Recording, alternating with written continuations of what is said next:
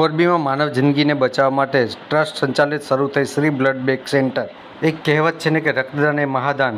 કેમ કે રક્ત એવી વસ્તુ છે કે જે ક્યાંય પણ મળતું નથી. જો કોઈ માનવ જિંદગીને દાન કરે તો જ એને જીવ બચી શકે છે. મોરબી શહેરની અંદર હરણપાર વિકાસની સાથે સાથે લોકોની પણ બ્લડ માટે રિક્વાયરમેન્ટ દિવસે દિવસે વધી રહી છે. આ જોતા ટ્રસ્ટ સંચાલિત નવી એક બ્લડ બેંકની શરૂઆત કરવામાં આવી છે. આ બ્લડ બેંક મોરબીના મધ્યમાં આવેલા અયોધ્યાપુરી મેઇન રોડ અને સાવસરપોલો મેઇન રોડની વચ્ચેના ભાગમાં આવેલી છે. આ બ્લડ બેંકની અંદર તમામ પ્રકારના જરૂરિયાત મુજબના ગ્રુપોનું રક્ત મળી રહેશે. જુઓ વિશેષ અહેવાલ. રિપોર્ટર ધવલ ત્રિવેદી સાથે પરેશ પારિયા, વાત્સલ્યમ સમાચાર, મોરબી. જય મિત્રો, મોરબી જે રીતના વિકસિત થઈ રહ્યું છે એ જ રીતના આરોગ્ય ક્ષેત્રે પણ વિકસિત થવાની શરૂઆત થઈ ચૂકી છે. આજે મોરબી ખાતે એક બીજી બ્લડ બેંક શરૂ થઈ છે. ગવર્મેન્ટની વાત કરતા ટ્રસ્ટ સંચાલિત એક બીજી બ્લડ બેંક શરૂ થઈ છે જેનું નામ છે શ્રી બ્લડ બેંક. આપણે જાણીએ આ બ્લડ બેંક વિશે અને સાહેબ પેલા પરિચય સાહેબ આપનું નામ આપશો? મારું નામ કેવી Nathani, managing trustee Nathani blood bank. સાહેબ આ ટ્રસ્ટ સંચાલિત બ્લડ બેંક છે. અને આ બ્લડ બેંકની અંદર કોણ કોણ રક્તદાન કરી શકે?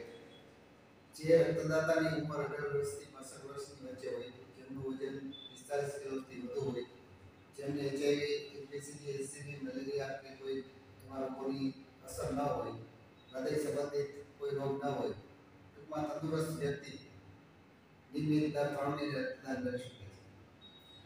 આ બ્લડ બેંકની ખાસિયત શું છે? મોરબીની અંદર જે 3 ટ્રસ્ટ સંચાલિત બ્લડ બેંક છે એમાંની આ એક છે.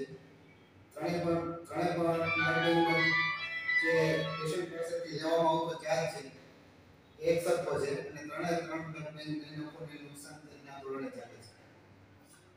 આ કેટલા સમયથી બ્લડ બેંક ચાલુ કર્યું છે? શ્રી બ્લડ બેંક જાન્યુઆરી 24 થી શરૂ થયેલ છે. અને સાહેબ અહીંયા રક્તદાતાઓ જે રક્તદાન કરવા આવે એ માટે આપનું શું સૂચન છે? રક્તદાતા વિશે કહીએ તો જે યંગ બ્લડ છે 18 વર્ષથી ઉપરના એ સમાજના જરૂરિયાતવાળા દર્દીઓને બ્લડની જે અછતનો સામનો કરવો પડે, ખાસ કરીને થેલેસેમિયા પીડિત બાળકો માટે. એને રેગ્યુલર બ્લડ મળી રહે એ માટે નિયમિત રક્તદાન કરવું જોઈએ. પોતે જે યુવક મંડળ કે કોઈ સામાજિક સંસ્થાઓ ચલાવતા હોય તો એમાં એને રક્તદાનને પ્રોત્સાહન મળે એ રીતની પ્રવૃત્તિ કરવી જોઈએ. સાહેબ આ હાલમાં જે બ્લડ બેંક બની છે એ બ્લડ બેંકની અંદર કઈ કઈ પ્રકારના વિભાગો આવેલા છે અને કઈ કઈ પ્રકારના બ્લડ અહીંયા મળી રહ્યા છે? ટ્રસ્ટ સંચાલિત આ બ્લડ બેંક કમ્પોનન્ટની વ્યવસ્થા ધરાવે છે. કમ્પોનન્ટ એટલે જે રક્તદાતાનું લોહી લે એમાંથી રક્તકણ, પ્લાઝમા, પ્લેટલેટ એ બધા લોહીના ઘટકો છૂટા પાડવામાં આવે છે. એ બધા ઘટકો આ બ્લડ બેંકમાં જે તે દર્દીના જે તે રોગ પ્રમાણે મળી રહે છે. જે આપ રાજકોટની અંદર નાથાણી બ્લડ બેંક ચલાવો એનું સબ સેન્ટર છે કે ખરેખર બ્લડ બેંક જ છે? આ મોરબીની એક સેપરેટ બ્લડ બેંક છે. જે રીતે બાકીની બે બેંક છે એ રીતે સરકાર માન્ય આ બ્લડ બેંક છે. તો અહીંયા ઓનરરી સર્વિસ આપે છે. મિત્રો આપણે જાણીએ છીએ એમ કે રક્ત છે એ કોઈ પણ મેડિકલ સ્ટોરમાં મળતું નથી. માનવ જિંદગીને ફક્ત એક માનવ જિંદગી જ બચાવી શકે છે. તો મારું પણ આપ સૌ મિત્રોને નિવેદન છે કે રક્તદાન અચૂક કરો. અને હવે આપણે જોઈએ બ્લડ બેંક કેવી રીતના બનેલી છે અને કયા કયા બ્લડ બેંકના વિભાગ બનેલા છે. બ્લડ ડોનર માટે અહીંયા મેડિકલ એક્ઝામિનેશન રૂમ છે, જેમાં અત્યારે રક્તદાન કરવા આવેલા રોહનભાઈનું મેડિકલ એક્ઝામિનેશન થઈ રહ્યું છે.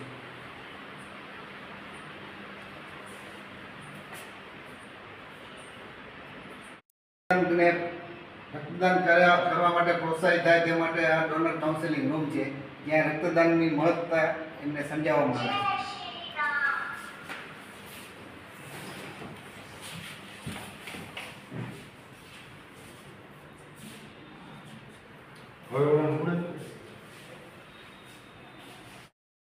રક્તદાતાનું મેડિકલ એક્ઝામિન થયા પછી તે રક્તદાતાને આ રૂમમાં લાવવામાં આવે છે, જ્યાં એમનું બ્લડ ટેક કરવામાં આવશે.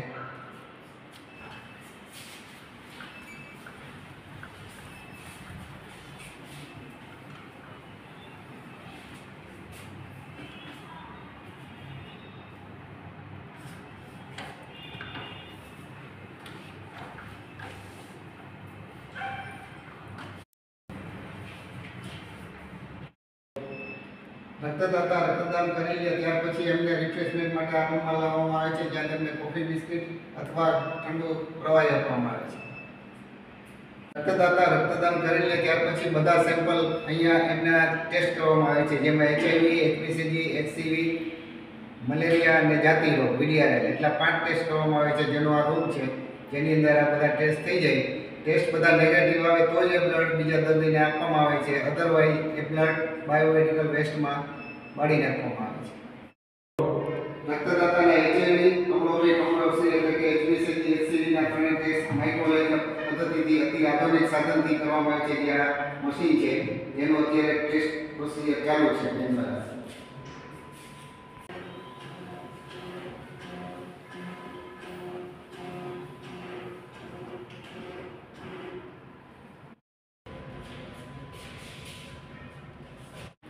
આ બ્લડ બેંક લોહીના રક્તદાતાના લોહીના દરેક કમ્પોનન્ટ જુદા પાડે છે અને કમ્પોનન્ટ એરિયામાં આપણે જોઈએ છીએ કે ત્યાં લોહીના દરેક ઘટકો કેવી રીતે સેપરેટ થાય છે.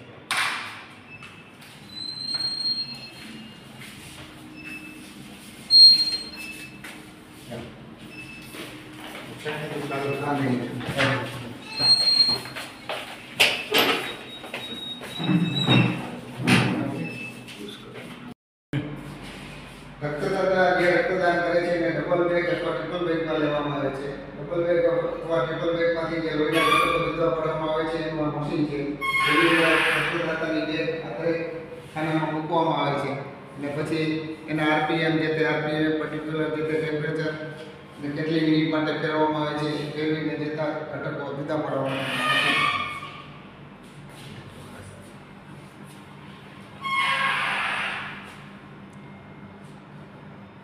રેફ્રિજરેટેડ સેન્ટ્રીફ્યુજમાં જે બ્લડ બેગ ડબલ બેગ કે ટ્રિપલ બેગ ભર્યા પછી ભરી લીધા પછી એને બહાર કાઢીને લેમિનાર ઇલેક્ટ્રોડમાં દરેક ઘટકો આમાં છૂટા પાડવામાં આવે છે. લોહીના ઘટકો જે આપણે જુદા પાડીએ છીએ જેનો ક્વોલિટી કંટ્રોલ કરવામાં આવે છે, એટલે કે જે તે ઘટક નોર્મલ પ્રમાણમાં બન્યા છે કે નહીં જે તે રક્તદાતામાંથી એનું ટેસ્ટિંગ માટેની આ લેબોરેટરી છે, એને QC લેબોરેટરી કહેવામાં આવે છે.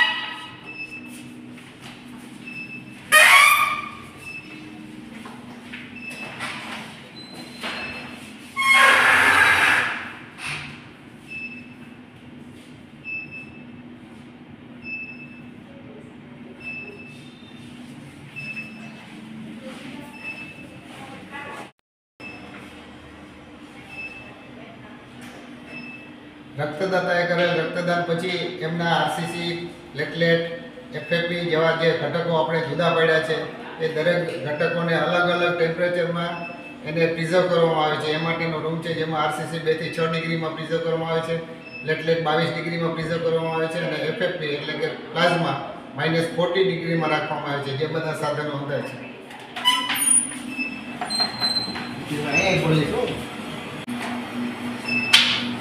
પ્લાઝમા કરી